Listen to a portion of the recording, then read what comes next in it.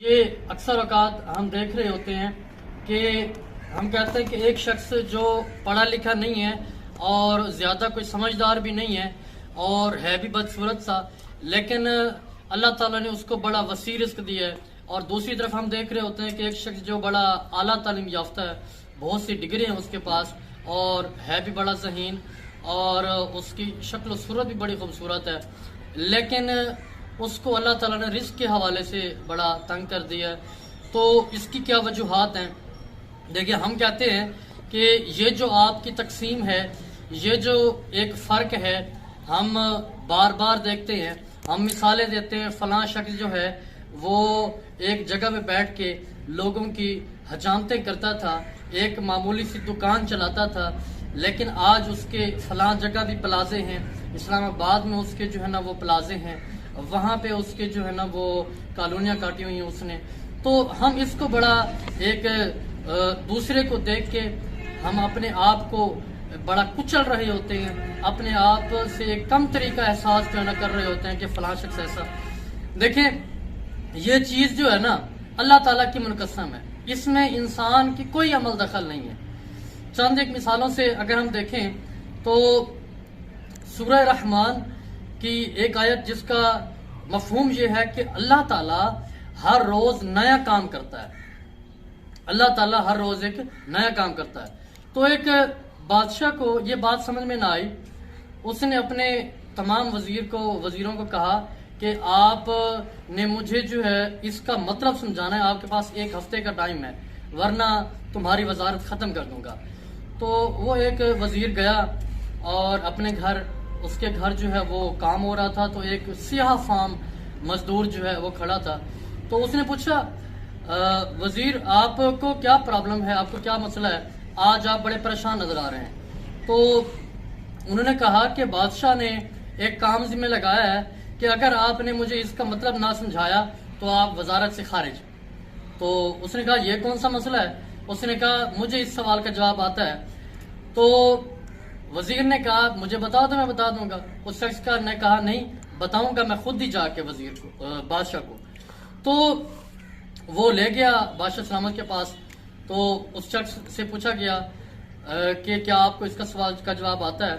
तो उसने कहा, हाँ जी बिल्कुल आता है। उन्होंने कहा, चलो इसका मतलब बताओ कि अल्लाह ताला हर रोज एक नया काम करता है, तो इसका क्या मतलब है? तो उस सियाह फार्म मजदूर ने कहा कि इसका मतलब ये है कि हर रोज अल्लाह ताला एक नए काम में दाखिल होता है, यानी वो हर रोज एक सेहतमंद शख्स को बीमार कर देता है और एक बीमार शख्स को सेहतमंद कर देता है, एक गनी शख्स को मोहताज कर देता है और एक मोहताज शख्स को गनी कर देता है, और एक बादशाह को हर रोज नए दिन वो फकीर बना देता है और एक फकीर को बादशाह दे देता है। तो वही अल्लाह है जो सब कुछ करता है। तो उसने कहा, भाई इसकी वजारत खत्म करो, और वजारत जो है ना मैं इसको सौंपी, वजारत का लिबास इस जो है सियाह फार्म मजदूर को पहना दो। तो उसने कहा, मैं आपका कहना मान के एक दफा वजारत का जुब्बा पहन लेता हूँ, लेकिन मैं फिर इसी वापसी वजीर को दे दूंगा, आप इसको दे दें, क्योंकि ये भी अल्लाह की देन है। तो जब उस सियाह फार्म मजदूर ने जुब्बा पहना तो कहने लगा, देखो भाई, कुछ लम्हे पहले तुम एक वजीर थे, लेकिन तुमसे वजारत छीन ली और मुझे वजारत दे दी, तो ये भी अल्लाह ताला की देन है। तो इसी तरह शायद आपको ये बात मुश्किल लगे, तो एक बड़ी मैं और आपको कहानी सुनाता हूँ, एक बड़ी सच्ची कहानी। एक शख्स था जिसका नाम था पीटर हेनरे। तो वो शख्स जो है बड़ा बेरोजगार था, गरीब था। माँ बाप ने जो है उसको घर से निकाल दिया और वो सारा दिन आवारागर्दी करता। तो उसे नजर आए रोड पर जो है वो घोड़े मरे हुए पड़े होते थे। तो उस शख्स ने लोगों से कहा कि अगर मैं इन मुर्दा घोड़ों को उठा लूं तो आपको कोई इतराज तो नहीं? तो लोगों ने कहा कि ये तो बड़ी अच्छी बात है, हमारे लिए आसानी हो जाएगी, आप यहाँ से जो है वो साफ कर दोगे जगह को। तो उस शख्स ने उन मरे हुए घोड़ों को उठाना शुरू किया और उठा के उनको बेच आता, जहाँ पे उनके गुर्दे और गदूदे वगैरह वहां पे इस्तेमाल की जाती थी, महंगे दामों बेच आता था, उस पर उसका कोई खर्च नहीं आता था ज्यादा। तो इस तरह से वो काम करते करते एक दिन वो बड़ा ही अमीर शख्स बन गया और $1 बिलियन में जो है उसके पास दौलत जमा हो गई। तो उस शख्स ने कहा कि अब इस दौलत को कहीं इस्तेमाल करना चाहिए। तो उसको और तो कोई काम आता नहीं था, उसे घोड़े रखने का बड़ा शौक था।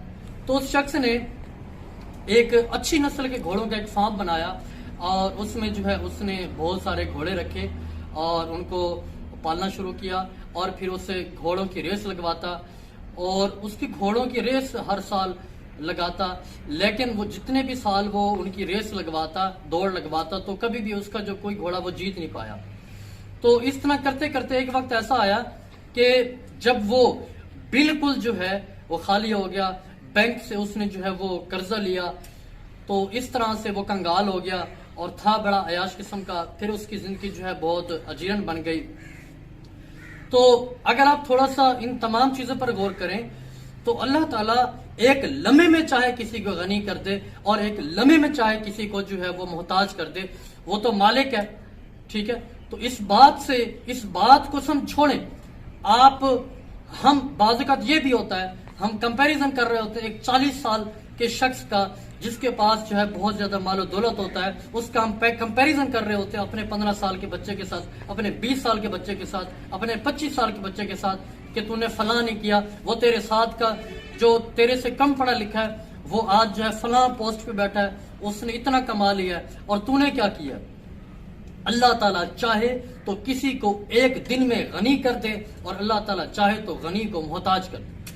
उसके सामने क्या है, वो तो चाहे किसी को किस उम्र में देना है, कितना रिस्क देना है, कब देना है, ये उसकी तकसीम है, उसने सबके बारे में लिख रखा है। हो सकता है वो किसी को 20 साल की उम्र में दे रहा हो और उसकी 30-40 साल की उम्र में मौत हो जाए और तुम्हें वो सारी उससे बढ़कर इज्जत दौलत वो 50-60 साल की उम्र में दे, ठीक है। और इसके अलावा इस पर बहस करना छोड़ दें। ये अल्लाह बड़ा सुप्रीम है, वो जो फैसले करता है वो बड़े आला करता है।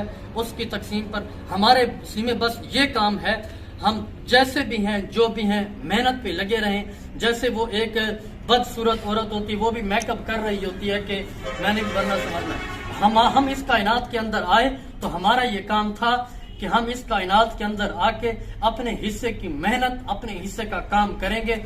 उसका जो सिला है वो जब हमारे नसीब में, जब हमारे मुकद्दर में सही होगा, वो हमारा अल्लाह हमें जरूर देगा। तो इस चीज पर बहस करना छोड़ दें, इस तकसीम पर बहस करना छोड़ दें। आपके जिम्मे है काम, मेहनत, आप वो करें।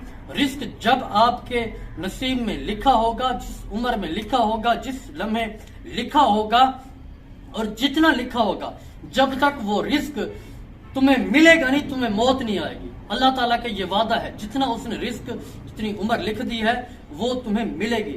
इसलिए दूसरों के साथ कंपैरिजन करना छोड़ दे। इसका तो इससे कोई वास्ता ही नहीं है ना कि वो शख्स पढ़ा। हमारे माशरे में ये चीज बड़ी बहुत वबा फैल चुकी है। हम लोगों के बारे में हमारे बल्कि जो नौजवान अल्लाह माफ करे खुदकशियां करते हैं, मुख्तलिफ तरह की बुराइयां करते हैं, चोरियां डकैतियां आम हो चुकी हैं, तो इसके पीछे एक बहुत बड़ी कहानी है। हमने एक दूसरे को कमतर साबित किया हुआ है। हम अपने साथ वाले भाई को, दोस्त को कह रहे होते हैं कि तुमने क्या किया, तुमने क्या काम किया, तुम्हारे पास क्या, तुमने क्या कमाया अब तक।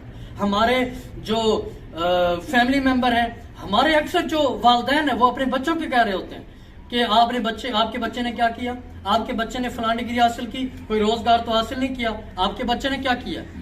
हमारे रिश्तेदार कह रहे होते हैं, हमारे मोहल्ले वाले, भाई तुमने ठेका उठा रखा किसी का। अगर तुम्हारे पास रिस्क है तो वो अल्लाह ताला की देन है। और इस बात पर तवज्जो करें कि हो सकता है कि वो 1 मिनट में उस रिस्क को तुमसे छीन ले। वो मालिक है जो दे सकता है, वो ले भी सकता है। और जो ये अल्लाह ताला किसी को रिस्क दौलत देकर आजमाता है और किसी से लेके आजमाता है। और उसके फैसले में तुम कौन हो सकते हो, उसके फैसले में अमल दखल लाने वाले तुम होते कौन हो।